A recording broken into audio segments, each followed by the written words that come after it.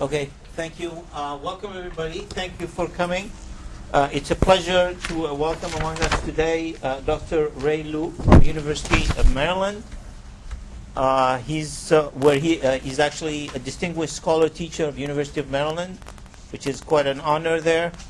And he's the Christian Kim Eminent Professor of Information Technology. He's the head of the Signals and Information Group. He's a IEEE Fellow and AAS Fellow. He's also recognized by Thomson Reuters as an ISI highly cited researcher. Dr. Liu is presently the president of the IEEE Signal Processing Society. He was previously the editor-in-chief of the SSP magazine and the founding editor-in-chief of URESIP Journal on Advances in Signal Processing.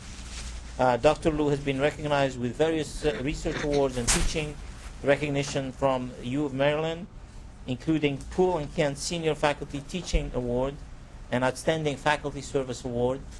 And I was actually talking also earlier with him. He's also the Associate Chair and Graduate Director, which I'm sure you're all familiar with, which is quite a bit of work. And he still heads a group of 12 researchers, 12 students, and 2 postdocs, which is quite a load. It's a pleasure to have him here. Thank you for coming. The floor is yours. Okay, thank you. Thank you, Hamid. It's my pleasure to be here. Today I would like to share with you about something that we have done recently, and it's a very interesting idea. And we try to come up with a new paradigm that will be suitable for green wireless communication. So you may ask any question that you like, and we can discuss at any moment. So the first, we have to ask if wireless communication energy efficient communication scheme or not. So let's look at this. If we want to communicate through this wireless communication, what happens? First, the transmitter had to form an EM wave. And this EM wave will have to propagate through the space. And when it propagates through the space, that we want to communicate with a person over here. Oop. This is new technology. Yeah, you can use that, or you can use that. Or I can use, is this on point? Yeah, that works as well. Oop. There you go. Okay. Do I have a pointer here? No, right? I can give you a pointer. No, it's okay. It's okay. The pointer won't show up when you're recording it. It's too small to record. Here. Yeah, but I had to use two hands. It's okay. You can pick up a pen and underline what you want. Is that right? Yes. So let me experiment with that too, okay? So now this is the receiver. So this receiver will only see a small, tiny of this energy that transmit to the receiver. Most of the energy disappear. So it is not an energy efficient scheme for wireless communication. But why we are using that every day? Because it is very convenient. And we like that convenience. We can receive, we can talk to anybody everywhere, anytime. But it is not energy efficient. So now we realize that. Now, what does that mean, green communications? Okay, how do we qualify as green? First, it had to be low energy consumption. And also, the low radio pollution to others. Do you realize that how many this different band this radiation is all over the wave? Okay, and that is a health concern. And in fact, if you are engineer, I believe you all are like me, this is we call it interference, right? We call that interference in communication term. So, question is that less energy consumption, less pollution, but less is less enough. Is less enough? How much less that we can call it green? We have many people, you go to this IEEE conference, you will find that they are working on green communication or green this and green that. What does that mean? oh, let's save energy 20%, 50% here, 10% there. But does that mean that it's green? We say just a little bit. So I ask them. They say, oh, that is green. But I say, no, how can that be green? So they ask me, then what do you mean by green? Okay. So I had to give them some answer. So what are qualified to be called a green? So now, can we challenge ourselves? Let's say that in order to qualify to be in the new paradigm that is a green technology, can we say that, can we have an order of magnitude less in power consumption and an order of magnitude less in radio pollution or interference, okay, you want to say, and much less compressive? Too good to be true. Do we have something like that? Okay, so we want to show you time reversal, this notion and concept, indeed have all these properties. So what is this? In the 70s, this is the first notice in the optics. Laser. In laser is a coherence life. So the phase is very exact. So when you receive a laser beam, you phase conjugate means 180 degree. Okay, reverse it. Okay, or you reverse it, then this optical light will travel back to the origin. That is called phase conjugations in the 70s. Then, by Fink, a French, he used this notion, developed a time reversal concept in acoustic. Why acoustic? Acoustic is a broadband signal. You say, what does that mean, broadband? Broadband is the bandwidth as a ratio with the carrier frequency. Okay, how broad is that? Acoustic is indeed a broadband signal that can be easily done. So a lot of this was studied in the 90s. Now, wireless communication, we are using RF. And we are using that just recently. Why? In fact, I will tell you that in about 05, DARPA have a big project on time reversal, but that is for radar imaging. That's not for communication, radar imaging to determine the location. Now, but why we are now talking about RF? It is about only after that, the broadband wireless communication technology become mature. Before that, it's so expensive. I can tell you that later on you will see an experiment. In that experiment, we built 2 balls, and each ball with a 2 gigahertz sampling rate will cost me $15,000 per ball. Very expensive. Okay. Now it's even less. For time reversal, we need a broadband, and I will explain to you why. So what is time reversal? I have been talking about that. This cartoon may explain that. It's basically that you say a word, and the same word will be reflected back to you. Okay? It's just time reversal and send back. O is the last arrive, therefore O will be the first arrive. And in any this heterogeneous environment or non-homogeneous environment, you can see that this is acoustic, that people have done experiment before. This is acoustic wave. It propagates through all of these. When we receive the wave, if you time reverse it and send it back, all of these will go through the channel with the same distortion, the same compensation. Then eventually will all reach to the original point. Okay, so that is the time reversal concept. Okay, so now we understand this. Now we want to apply to wireless communication. What does that mean? First, channel reciprocity.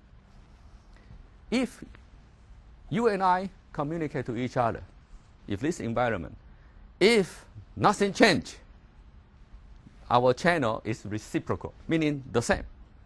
It will not be reciprocal when I am walking and keep changing, right? It's the different. So let's say, but then you may ask, then this is not that useful, okay? It really depends on the situation. So channel is indeed reciprocal. If we communicate, our mobility is not fast enough or there's no motions. So what happened here, as you can see, this person is going to communicate to the base station. We purposely make it with different speed. This is the first one to arrive because it's the shortest path. The one with a very long path will travel and take some time to arrive. So when this station receives a signal, is a spread of a time delay profile. And that time delay profile is the multipass that it can have, because the signal is the same with the same speed, it's different distance, so you may have that. Okay, now with that different profile, we time reverse it. Okay, time reverse it. We let the last guy that arrived go first, because it's the longest one. So the slowest one will start to run, and then the fastest one last. And if we do so, okay, in fact, this is not a good animation. If we do so, they will arrive here at the same time, the exact same time. And all of the channel distortion will be compensated because it's the same path here. If you have any distortion, once you time reverse it, once it go back, that will compensate all the distortion and phase whatever occurred in that path. Therefore, all of the paths will arrive here at the same time with the same phase. The construction is an in-phase reconstruction. You may ask, how about the other place? The electromagnetic wave will not select a path, it will go everywhere. Yes, this electromagnetic this wave will go every direction and bounce back and forth. But you know what? Because there's many refractions, they all add together in random phase, it disappears, cancel out each other. So the law of physics say that those paths that survive and arrive, you time reverse it, it will go through the same path and back. All the other paths, it indeed also go, but cancel out, disappear. Only this survive and reconstruct in phase in these locations. Okay, that is a law of physics. Now how can we use system theory to model and explain the phenomena? Now let's look at a slow fading wireless channel with L multipass. We have so many multipass there. Okay, it's a very typical one. Certainly you may ask, we can have noise. Okay, that is fine. So this is with L multipass. So many. Normally you will see, I will show you experiment. It's about 300 or 400 multipass, or can be more than that. So this is our channel model. Now we want to translate that law of physics into what we are familiar with in terms of signal and system theory. Let's assume that the transmitter transmits an impulse. This impulse is transmitted through the channel, that is this wireless channel. Whatever receive, this is a time domain. Whatever receive, these are all multipass that arrive at different time. That is what we have. That we call HT. And once we time reverse HT, send it back, the channel is still the same. You know, I like this. I really wish we also have this. This is better than I just. H, this is H minus T. H minus T, once it transmits, goes through, this is a linear system, convolve with that HT. This is a what? It's a match filter. HT convolve match filter, there's a peak here. Who is the computer? The environment. We don't do this deconvolution. This is deconvolution. It's a perfect. It is a computer that is performing the deconvolution for us. Time domain, you can see that. You can look at the frequency domain. H, time reverse it, become this. Therefore, this time this is this. This means no phase. Everything is in phase and add together in a constructive way. So, all the energy happens. And this also shows what? All of the multipass energy have been recollect and reconstructed. We don't waste any bit of it. So now the time reverse waveform. What is time reverse waveform? We define that as G. G, a very simple one, is basically time reverse it and normalized by the energy. Okay, now we want to do some analysis of this. Transmitter. First, I need to have a waveform before I can transmit to you. So you have to send something to me. So once I receive, I have this waveform.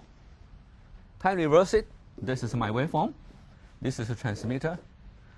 Backoff factor, meaning how fast of this bit rate I'm going to send to you. Okay? And it can be consecutively, one by one. That is when d equal 1. It can be slower when d equal 2. Slower when d equals 3. Okay, divided by that, it can be all slower. So that's a transmitter. When we transmit, this is the channel. And we know this is a time reversal of that. So it will be compensated out. The receiver will be just so simple. The receiver will be just a one-tap amplifier. That's it. And then whatever upsample D, the downsample D. You don't let D, just take it out. Okay, it doesn't matter. This is that simple. So here we have X. If XD we want to transmit, up here is XD combined with G. That is when we transmit out. After it arrives here, the environment will do the convolution, this convolution for you. Okay, so that's what we receive. And then once we receive this, then this is the noise that we are going to see. So what do we see here? At the output here, we are going to have the signal. H and G will combine. Hopefully these two compensate out to each other. And RSI, intersymbol interference.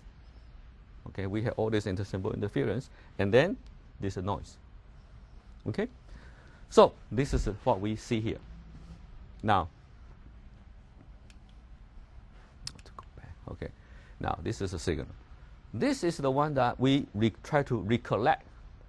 This is G, this is H. We recollect all of the multipaths from this environment.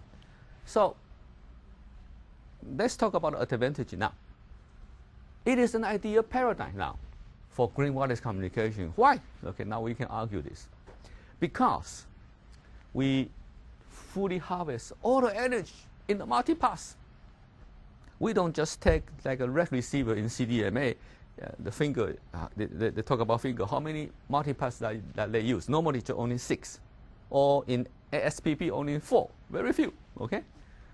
We fully harvest all the energy by exploring all the multipass. And what? Environment is performing the computation. The environment is doing the deconvolution, and deconvolution is very difficult. It's a channel estimation. It's highly complicated. So these are all these very good property. That's something that we like. As such, we found that yes, we have less complexity because we don't have to do the very complicated channel estimation. Especially our channel length is 400. I tell you, no such a thing in the world can do a channel length estimation of about 400. Mostly 10, 20, that will be enough.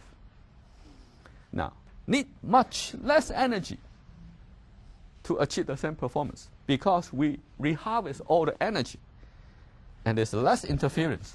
Why? Because all the energy focus on the receiver. This energy conservation points from energy conservation points of view, if all the energy concentrate there, the energy will be less in outer place, right? So, yes? So, but for this, we have to estimate the delay for each user. No, you receive that. The delay profile I just received, right? Only the first time, at the initial point, during the initialization. Once I have this waveform, I use that forever. But when you're receiving this from the single user, there is like multiple user interference. And Yes, there is yes, noise. yes. So you have a wrong estimate of what H is. No, you had to set it up, okay? Everything had to be set up initially. So there had to be a protocol at the beginning for people to join, for transmitter receiver to know your profile, okay? So that can eliminate multi-user interference. Exactly. And also that only done once you get in. What about the noise, the thermal noise? The thermal noise is fine because your SNR there is so high, about 6 dB. The peak gives you the 6 dB better. That you see a peak before, that that gives you a much better gain. Your sample noise just, and every communication system has a noise problem. Okay, so that certainly we will resolve it. Okay, so questions. It says order of magnitude less, because we tell our people, if you want to qualify to be called a green communication system, it has to be an order of magnitude less. For that, we need to do some comparison. So let's compare with this direct transmission with a red receiver. Red receiver is used in most of the standard in this 3G, PP, in CDMA, is all this system they use that. Okay, so let's compare with that. This is a direct transmission. Signal will come out with the channel, and at the channel side, we do channel estimation, try to remove the effect of this channel, try to recover that. Okay, so that is the red receiver. So what happened here?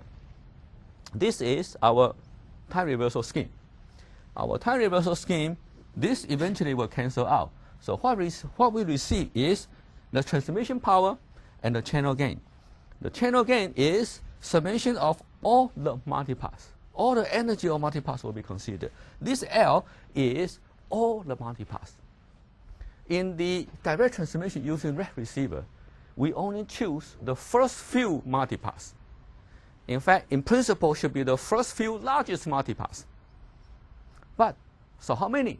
Typically, I will tell you that in the standard, is the number of fingers is 6. Okay, meaning we just use part of it.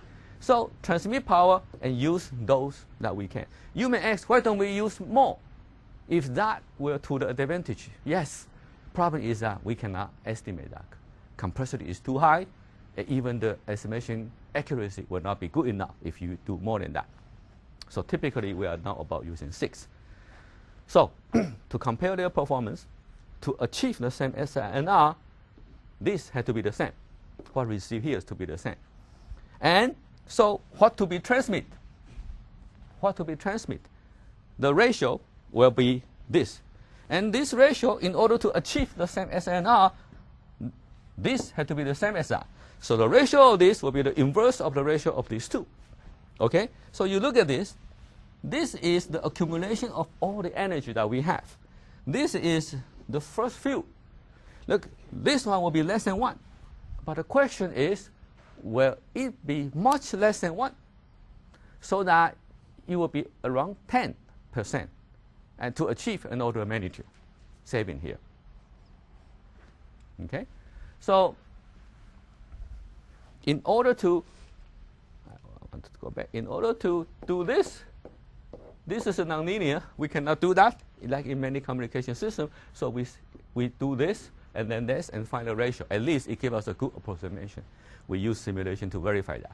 This we can do, okay? Then we also need to do something about it, that because this one, in theory, we choose the first few largest. So we had to order it, and using order statistics to estimate the performance. But I can tell you that in practice, we don't choose the first few largest. It's so difficult to do so. We simply choose the first few. So the performance will be less than this. Okay, I want to get to the detail. And this is in my paper, that after we do the analysis, we can find that the tau p, that reduction is this. So let's look at this example. With a typical number of fingers, in this case, we use a 3G PP2. This is a channel, okay, it's in a 3G. And red receiver with a 4 finger, and the number of multipaths is 200. If we plug in all this number, we will find the power reduction ratio is about 0.1. 0.1 meaning is 10 times less of the energy that we need to transmit to achieve the same SNR. Okay, and now this is the simulation and theory. Red and dot are the theory that we derive. And simulation is through the simulation that we carry out. You can find that the simulation is quite close to our theoretical analysis. And the number of fingers, like I say, is between 4 to 5, this range. In this range, but mostly you can find that is here. that is between 10% and 25% or 30, 25%, almost in this range. We just need about 10 to 20% of the energy and power to transmit to achieve the same SNR compared to the receiver in direct transmission scheme. Okay, that is 10 to 20%. Okay, next, interference, alleviation. That is what we call pollutions. If most of the energy concentrate in between receiver and transmitter, then the interference will be less. But how much less? So we have to understand that. So what happened is that how can we carry out this analysis? We can say that any unintended user next by, we will have a channel H1. This H1 is not the H that I have. So when I transmit this H1 using this time reversal system, because time reversal I had this G, which is the time reverse version of this direct channel. This G will convolve with that H. And that H and this G will be different. You know why it's different? Because now this channel is a location-specific signature. You at that specific location, only you and me can communicate to each other. If that comes from the other one, will be different because it's at different locations. So this is a different, and convolution is a matching process, a correlation. So the correlation, when it's different, when it correlate, you are not going to see a strong peak.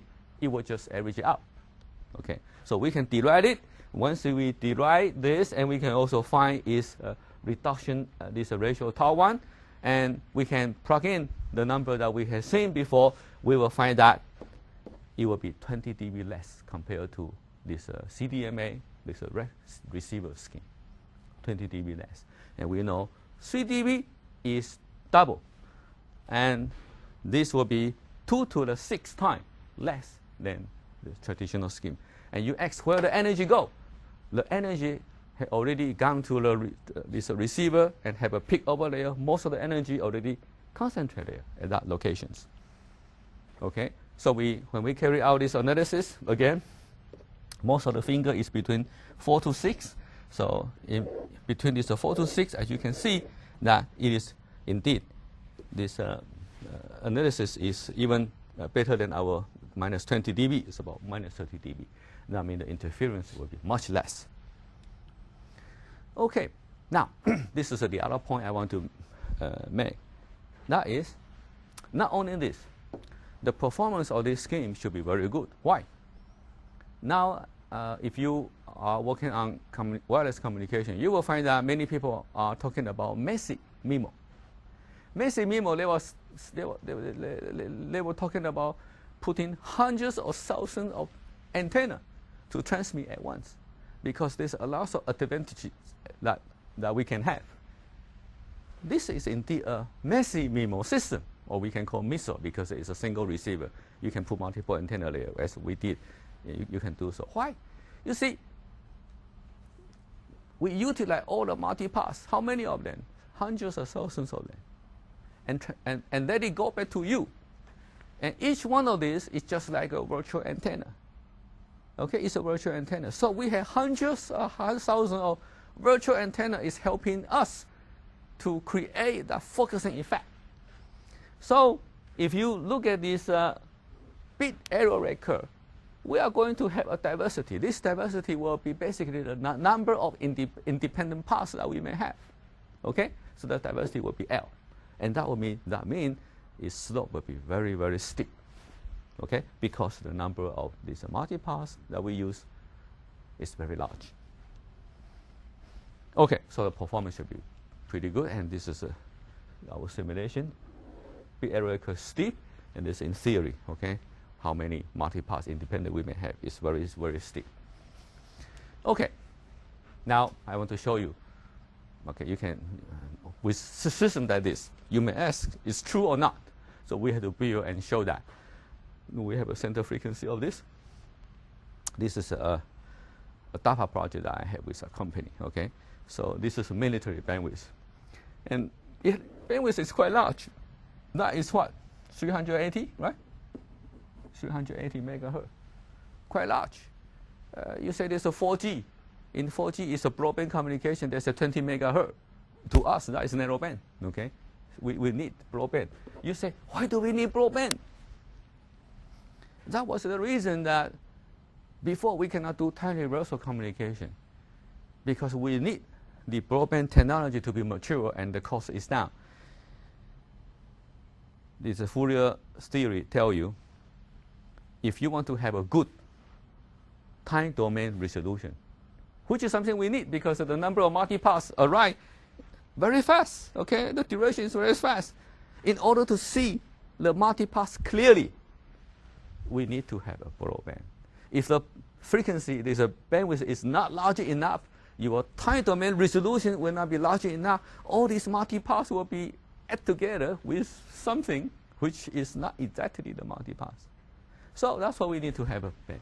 And our sampling rate is very high too, because we don't want to shift this and we simply just sample on that.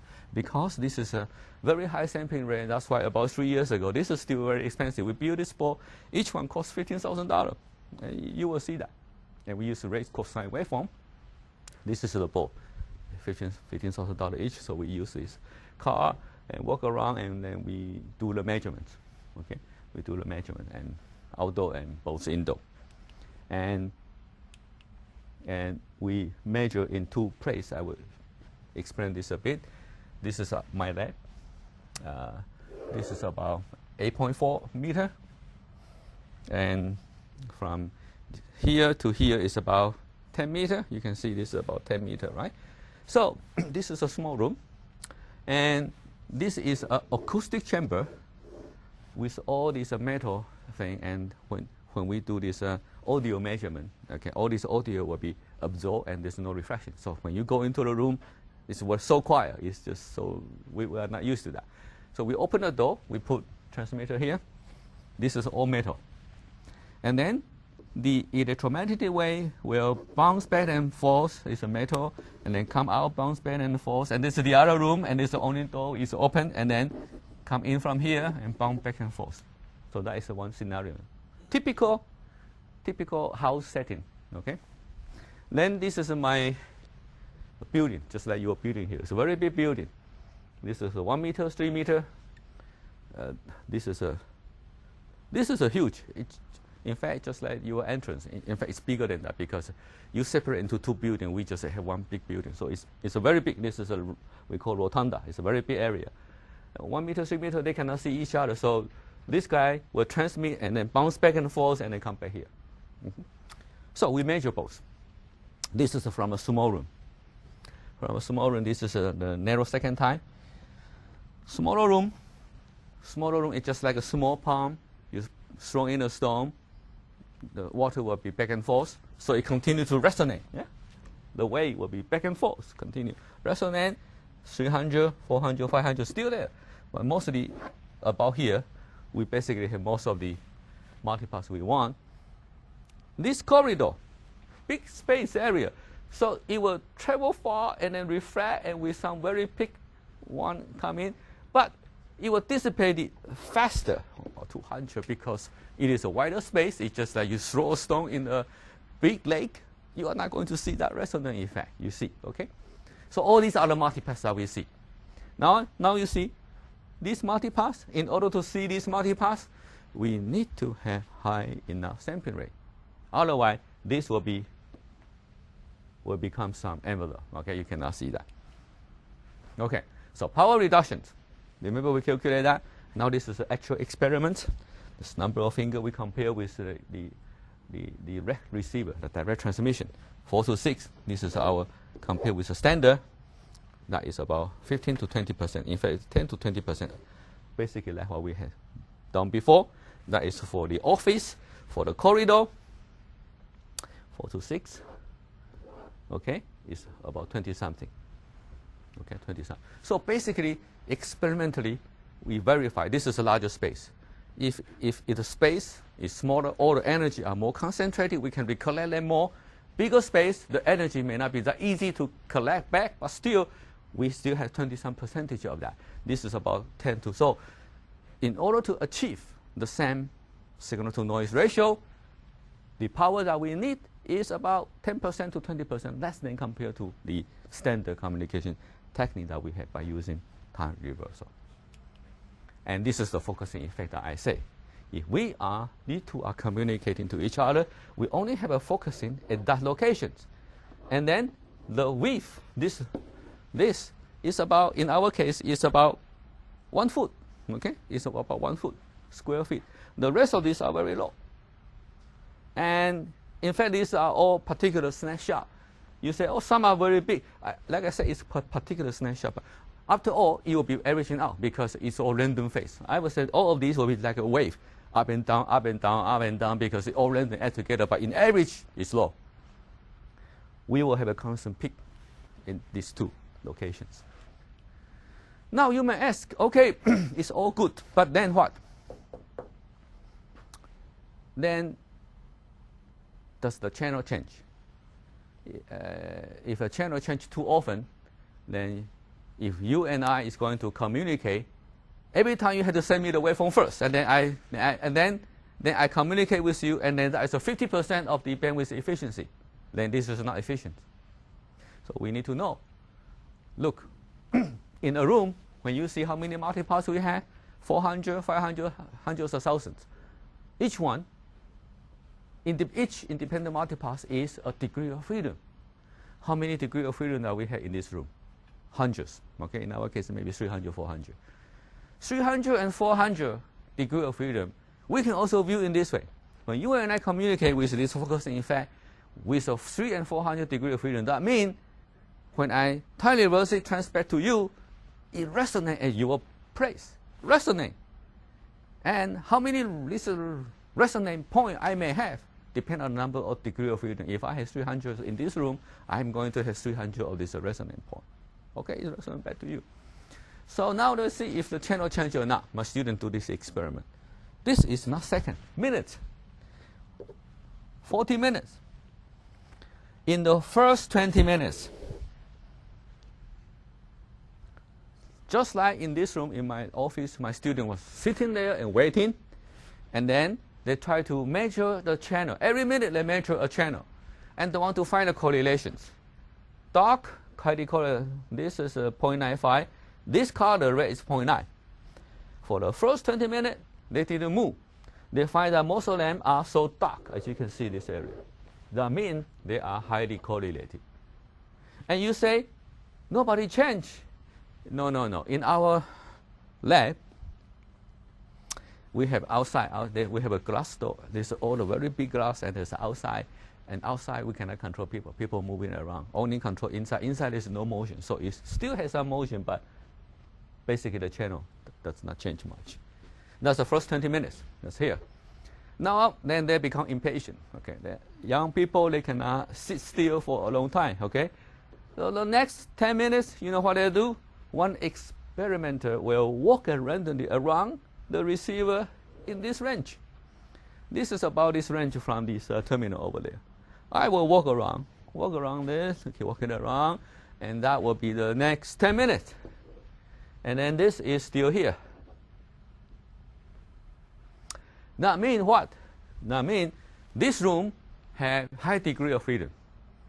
So even though there are some tiny change or somewhere, most of the degree of freedom still stay intact. So it doesn't change much. You affect, most of the channels still stay the same. And then the final 10 minutes, they walk closer, about 1.5. That is about this. Almost next to each other, next to that. Walk around, and then it is still in this range, okay? In this range. Some will be this, whatever. So what it shows is this, that the channels are highly correlated. This is in terms of minute. You think about, we are using gigahertz. Gigahertz. This is so, and the bandwidth is so broad, the data rate, the pulse is so short that even if we want to re-handshake, we call this a handshake, okay, you transmit every microsecond, nobody notices that. And we don't have to, as long as this, most of the rooms stay the same. There's a big difference. That is, this is when the transmitter and receiver stay the same. But if I'm walking, then my signal will change. my resonant point change, and then I need to re-hand check. Okay? Okay. Now, knowing this, we want to use it to build time reversal division multiple access. We had time division multiple access, frequency division multiple access, code division multiple access. Code division is a 3G. And then OFDMA is a frequency division. Basically, it's just decomposing into tiny dice, mostly FDMA. Now we have this time reversal division multiple access. Time reversal division mostly is what? Spatial division. You say, spatial division, that concept 10 years ago people have proposed. Okay, that is very different. That people use multiple antenna, and then 4 antenna, we have 4 bin, right? So we separate this group in this bin, that group in this bin, that group in different. This, different. Your location, pinpoint, just your location, you and me, and with a peak, separate location. Okay?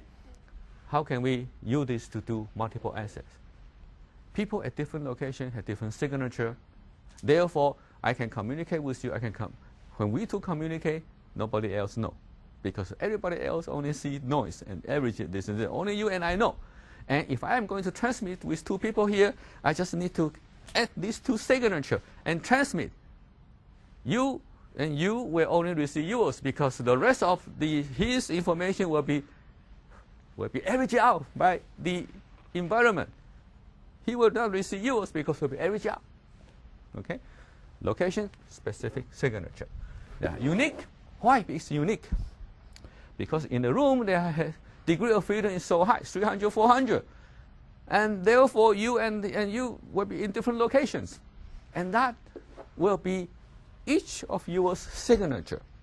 And that will be used to separate intended signal. And that we call time reversal division multiple access, because everybody will resonate with one particular signature that you have. So, schematically, it's this. We have a base station. It's going to transmit with many users, and these users are all at different locations. So first, everybody had to transmit to me with the signature. Okay, we need to have a protocol to do so. There's no such a protocol. We are developing now, okay, in the world now. We are developing this. So once I receive this, now I'm a base station. I have the signature of each one of you. And if I'm going to transmit message to you, all different messages to you at once, what I need to do is, this is a message, conform with your signature. Then I send it out. Now this is the computer, virtual computer. You know who is that? This room environment. And this room environment is going to match. It's a match filter, as you know, it's deconvolution. Match yours with a peak, and you receive. Match this, you have a peak, and then match this with a peak. And you may say, there will be interference. Of course will be interference. The interference will be what? Will be the amount of energy from that leak to that particular location. And we have shown it is an order of magnitude less than the current communication scheme. And certainly we can further optimize that. Okay. So, this is effective SINR. This is average SINR. And with so many multipaths that we choose, and there's a noise variance. How many users, how many transmit antenna? You can see if we can also put multiple antenna, the performance will be improved. When we put multiple antenna, this situation becomes messy, minimal. Messy because we have hundreds of virtual antenna transmit at once to help. Achievable rate, yeah, this is a different scenario that we are studying. This is 4 transmit antenna, 2 transmit antenna, different colors. So with more antenna, this sum rate will increase, and also with the different number of user and different number of this transmission speed will be all different. This is more detail, which I like to focus on this. This is D equal 1, meaning the same bit rate. With 2 users, our this rate bit per second per hertz can be around 1.3. If we increase number of users from 2 to 5, interference certainly will increase because all this energy, although less, still will leak there. And you can achieve about 0.8 or 0.7. So it will reduce if the interference increase, meaning the number of users increase. But still, the performance is still quite good. This is a main difference compared to the current OFDM 4G system. The bit rate per second reduced from 1.4, you can see, to 0.8. Yeah, so this is 1.4. Can I see 1.4 to about 0.8 with 2 users to 5 users. The current OFDM system will be what? If there's 1 user, you have all the band, right? 2 users, you what? They had to share the channel, will be 50% each. 3 users divided by 3, right? 5 users divided by what? Divided by 5. So if the 5 users, you only have 20%. Everybody can only share the 20% of the bandwidth. 2 users will share 50% of the bandwidth. In our case, it will still sustain quite the same, because everybody has been separate spatially, and I can do this downlink at once, and everybody can receive at once. Okay, achievable rate regions. We also study this information theory, achievable rate regions. This high resolution, spatial focusing effect, mitigate, this is the key point, mitigate the mutual interference. Therefore, it will yield a better rate regions, okay, compared to the conventional rack receiver based scheme. Why? This is our scheme, time reversal scheme, because we know G1 and G2. The environment will compensate that out, therefore it perfectly achieved here. The traditional communication scheme is that we don't utilize this. So we just transmit. Transmitter is simple. We just transmit. We modulate and we'll transmit. And then we'll go through the channel. When we go through the channel, it got distorted by channel. And then receiver had to estimate the channel and compensate the channel. And to do this, complexity is very high. We have seen hundreds of multipaths. We cannot take hundreds of multipaths. Now we can only take about between 4 to 6. So it's just a rough estimate. Here we lost a lot here. So we compare with the red receiver with the orthogonal base, with this superposition with the Bracco. This is a Gini 8 because this is the theoretical optimal point.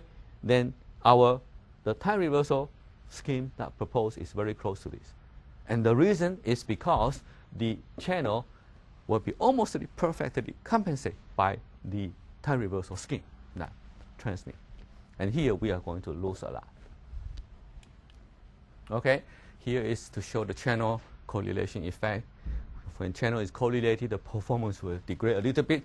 Now, of course, this is not orthogonal. Everybody have a unique signature. The signature are not orthogonal, but is independent. There will be some correlation. Okay, so if the correlation is stronger, then performance may decrease. However, we can do power allocation or some filtering performance or waveform design, which we call waveform design. That paper also appeared in Transaction on Wireless Communication just this month. We can do so. Okay, that I'm going to talk about next year. How can we further improve the performance? Here's a problem. This is so perfect. Isn't there any issue? Yes, there is. Now I want to show you this. Channel. You send to me, this is your channel. This is the signature that I can use to transmit back to you. What do? I time reverse it. So I'm going to use this to transmit back to you with a peak at your place. That is what I'm going to achieve. But that is only one particular point. If I'm going to transmit to you some data, this is 1 bit. I need to transmit many. Okay, 1 bit, I need to have a second bit, I need to have a third bit, right? I have to continue to transmit that. If I want to increase my data rate, these two have to come closer together. But look at this. This is the tail. And this is kind of quite big. Why do we have a tail? Because the time reversal spread that spread is long. After you do convolution, you know, when you do convolution, the support region double. You will have a very long tail. And with a very long tail, everybody have a tail. And when it come together, all the tail will come together and add up. You see this got add up a bit. If we add one more, you will continue to add up to the point that the noise, this is the noise from this intersymbol interference, will increase. When it increase, then it will limit your data rate. So, question, can we resolve this problem? Can we resolve this problem? This is the problem that is originated from this original time reversal waveform. Can we redesign the waveform in such a way that this will be very small? The tail is very small, so when it add up, it may not reach to a very significant point. So, I will show you the result first. Yes, we can redesign the waveform like that. And this is very different from the time reversal waveform. With this waveform, I was amazed. You still remember. Okay, and this is our time reversal original waveform. It got flow when SNR is high, data rate will be high. It flow because intersymbol interference will dominate. With a new waveform design, continue to go down. Why? Because you can now see all of this tail will be far away from these regions. Okay, it got separate. So when two come together, it doesn't add up, doesn't increase that much. So this is the waveform design. Now let's formulate a problem. This is what we receive at the case user. In metric form, we have many of these, many of these user, many of these transmit together. So in metric form, YK is all of these and add together. And they all have different channels, so we put them all together. So the receive signal at the case receiver will be what? The case receiver is going to see the signal that it wants to receive. This is from other user, inter-user interference, many other users who send at once. And then this is the one I mentioned, intersymbol interference. Okay, we also had this one. So we had to minimize intersymbol interference, the one that you see, and also inter-user interference. Inter-user interference is that you have a peak here, you will leak your energy to outer. We also want to optimize that. So what do we do? Now, based on this, we can calculate signal to noise ratio for the case receiver. So that is a SNR.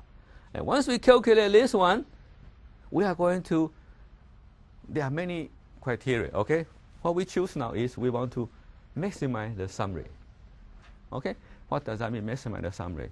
We want to maximize the rate of the signal, and we know the rate in information serial point of view is the data rate is depend on SINR in terms of log form. Okay, that detail we can put it there. We add this together by choosing. We want to add everybody's data rate, and by choosing power and the waveform subject to the power subject will be less than the maximum power of that we can transmit. So we are going to choose power and waveform to maximize the sum rate altogether. Yes, you have questions? Yes, I do. So previously, we only need to know the delay profile. Is that correct? Yes. And in order to design the optimal waveform, we also need to know the power profile. No. No? It's not the power profile. We want to design the power to allocate. For example, like I want to determine before only one person, I don't care about other, right? Now, if I want to communicate with 10 people, I need to determine how much power I allocate to you. I have the same power. How much power I allocate to you and allocate to that.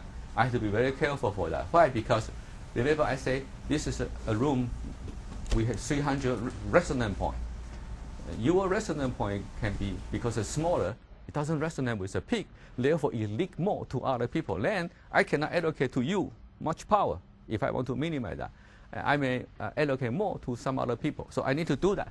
And also choose the right waveform W so that I can maximize the sum rate for all of the different users.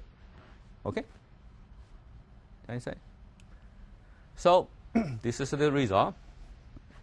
traditional time reversal, the one that see the waveform, it will flow very soon because of this phenomenon that we mentioned, that the inter-symbol interference, inter-user interference will come dominate. And if we use zero forcing waveform design, the performance can be improved. If we use more complicated MMSE waveform design, it can be further improved. It will not flow, it will continue to improve. That means it's more robust to this interference issue. Okay, now I wonder if you notice that such a time reversal scheme also good for security purpose.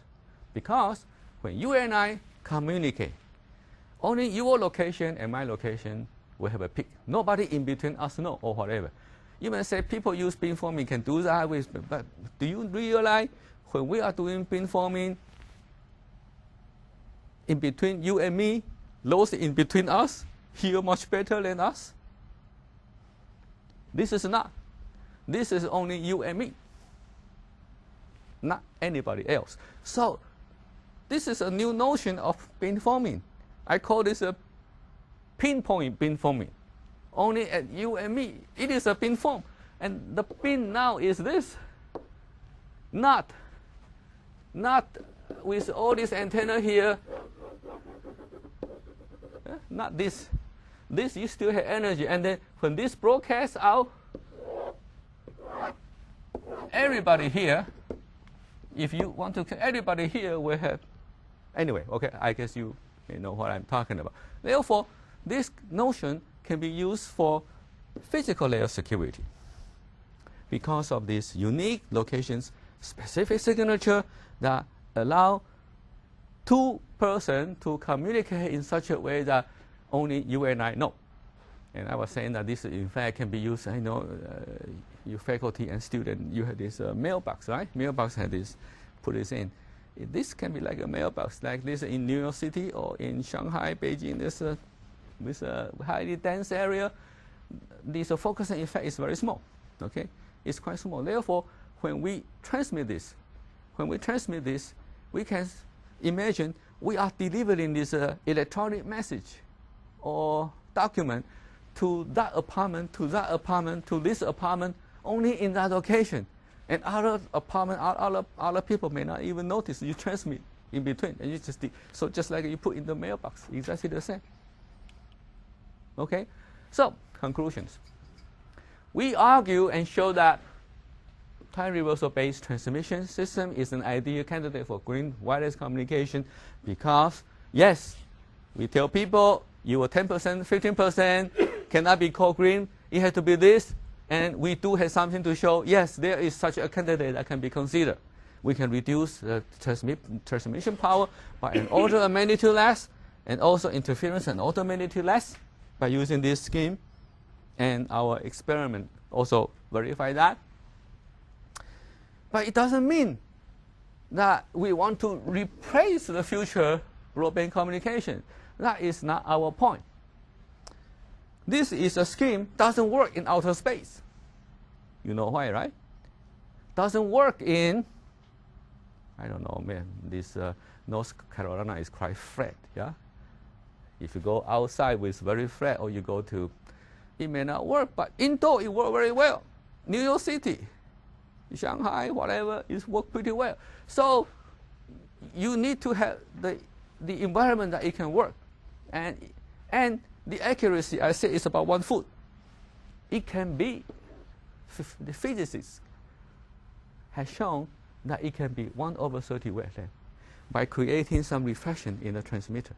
Meaning, these kinds of delay, these kinds of multipass is not good enough. We need to create more finer, accurate delay profile surrounding the transmitter, like a toothbrush. There's many these is appear in nature. You can go and see this in nature with all these the toothbrush, and then it shows it can be 1/30 wavelength. How accurate is that? The wavelength is about this in our wireless communication. 1/30 is not tiny. Okay, so it's unique for secure communication, and it can be also for this automatic inventory location in wireless mailbox and for this different application. However, what we are talking about this scheme is very different from OFDM, which is very high spectral efficiency. This is not. This is try to utilize the broadband that we have in a way to collect all the energy is energy efficient. Okay, so this is my talk. Thank you very much. We have time for a few questions. Okay. So I was thinking about the experiment which you showed, which shows the time correlation of the responses between time for various times. So intuitively, it seems clear why there should be very small correlation between two spatial locations. But did you do a similar experiment to compute the correlation of the time profiles in the delay profiles in space? Time? I don't get it. I mean, did you calculate the correlation of the delay profiles for different locations in a room? In a room? Right. So, like Yes, okay.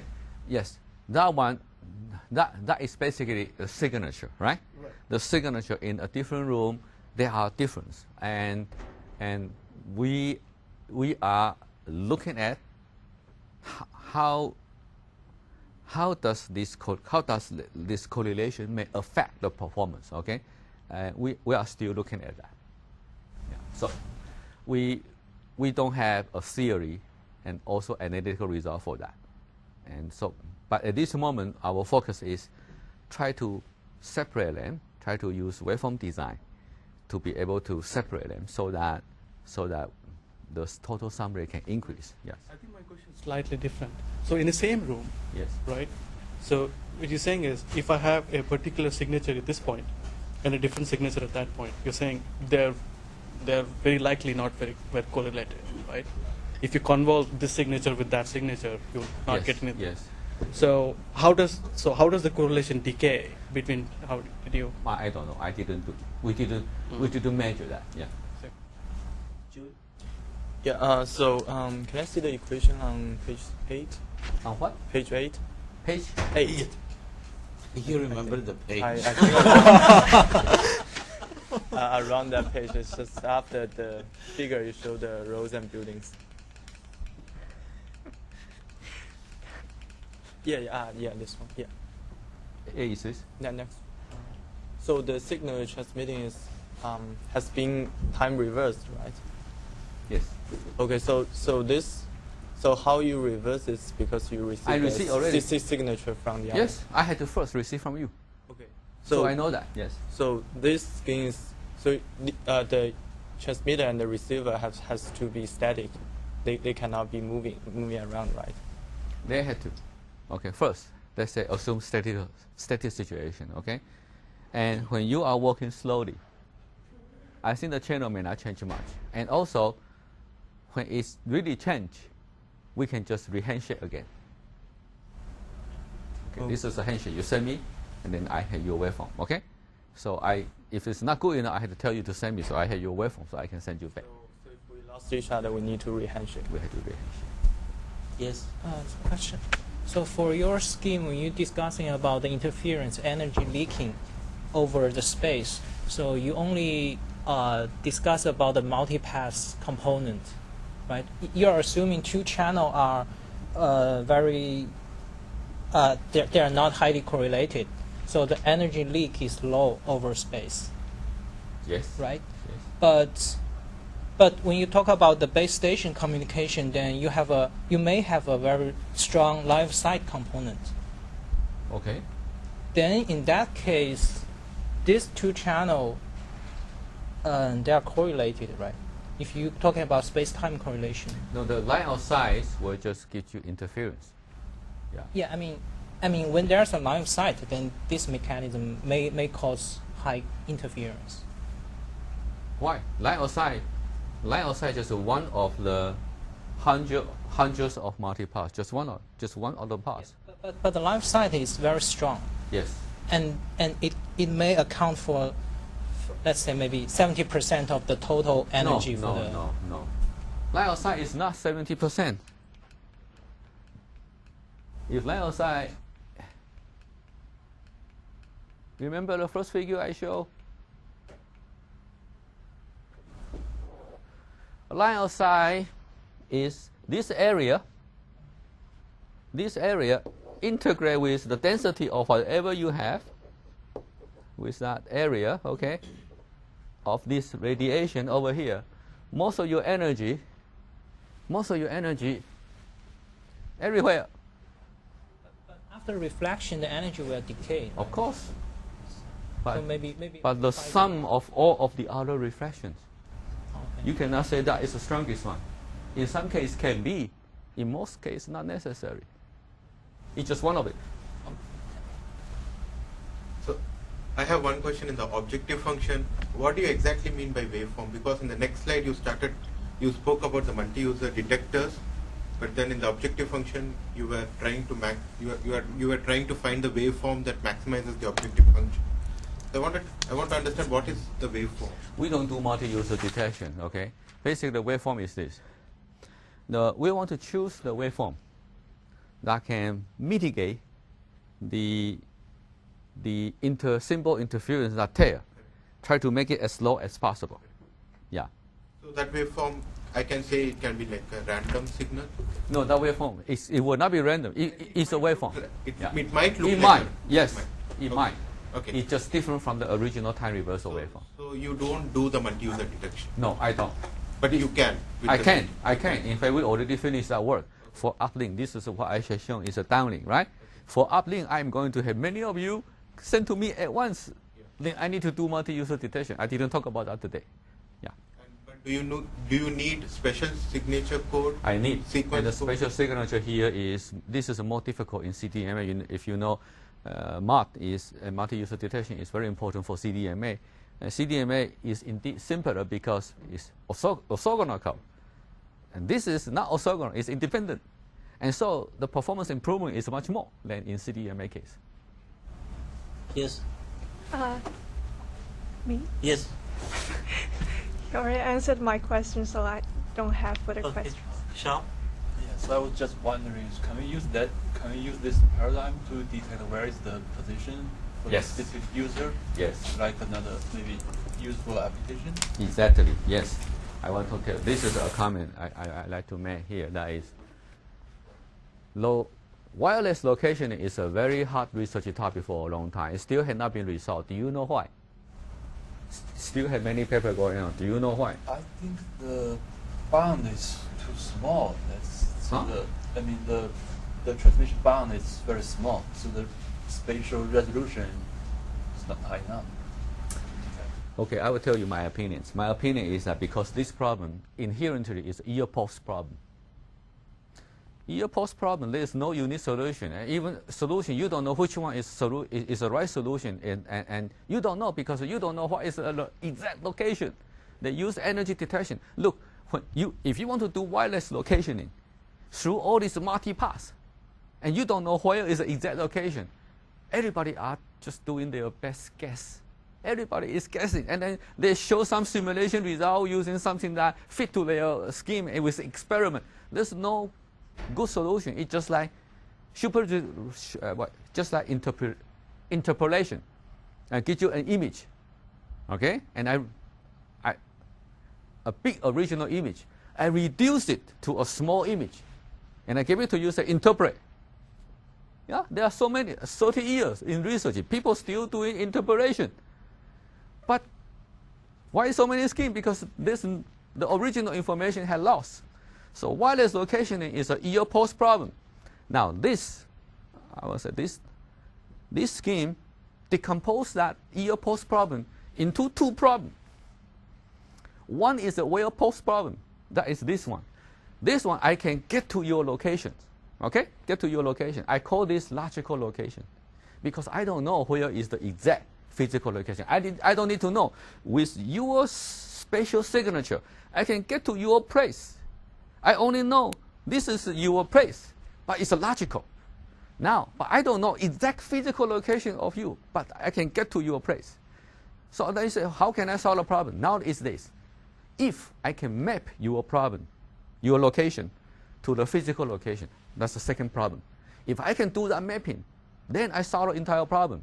So time reversal scheme, in my opinion, I decompose the wireless locationing problem, which is the ear pulse problem, into two problems. One is the logical locationing problem, which I saw, which is unique. The second one is the mapping. Map the logical location to the real physical location. You need human being to do so, or whatever you have pre-mapped already. Then you solve the problem. Okay? So this is just my personal opinions. After we understand this, then we go back to think about wireless locationing. We figure, yeah, that is an ear post problem. There are something missing there because nobody knows exactly the location is. So.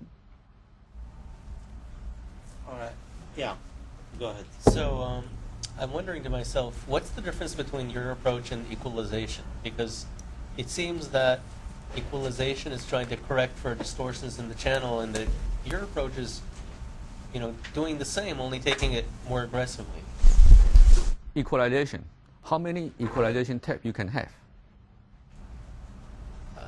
I don't know, some finite number. What is that? Well, you're talking about just a more aggressive scheme, right? No, but I mean practically, how many can we do in practical setting?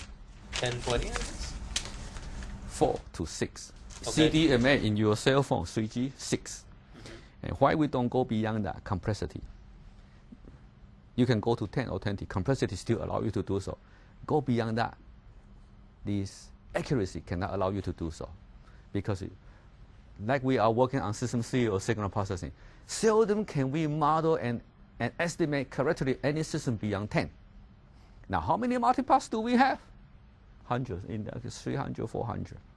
Therefore, if you are thinking the traditional way using channel equalization, which is all the communication paradigm is doing that, high complexity cannot be accurate. You can only take the first 6 to 10 to do that. That is about, I would say, compared to 300, 400, that is a small fraction of that. That's why the performance and accuracy may not be that good enough. So that is the difference. Very quickly, one last question. Well, I'll just catch you after. Okay, let's thank our speaker again.